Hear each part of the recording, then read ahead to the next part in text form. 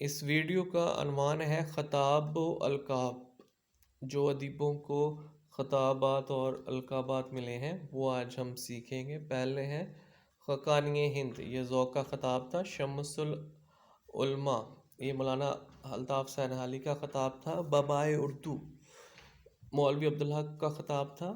خدائے سخن، میر تقی میر کو کہا جاتا تھا۔ لسان الاثر، اکبر الہ آبادی کو کہا جاتا ہے۔ اور نجم الدولہ، دبیر الملک، نظام جنگ، مرزا اسد اللہ خان غالب کا خطاب تھا۔ بلبل ہزار داستاں، داغ دہلوی کو کہا جاتا ہے۔ مرزا نوشہ غالب کا لقب ہے۔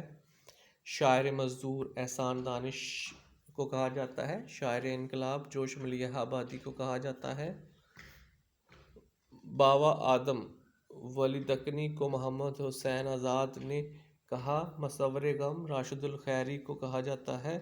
خان بہادر اکبر الہ آبادی کو انگریزوں کی طرف سے یہ خطاب ملا۔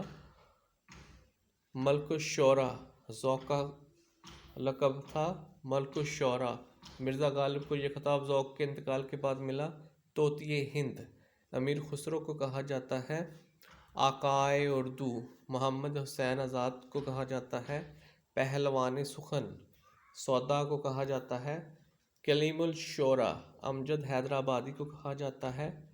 اور مصور فطرت، خواجہ حسن نظامی کو کہا جاتا ہے۔ اردو کا برنارڈ شاہ، الطاف سینحالی کو کہا جاتا ہے۔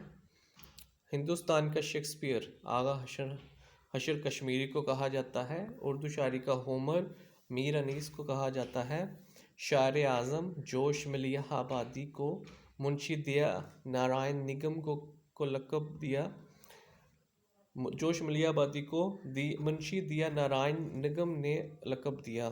غیور جنگ، ڈپٹی نذیر احمد کا لقب ہے۔ اس ویڈیو میں اتنا ہے۔ مزید ویڈیوز دیکھنے اور سننے کے لیے اس چینل کو سبسکرائب کریں۔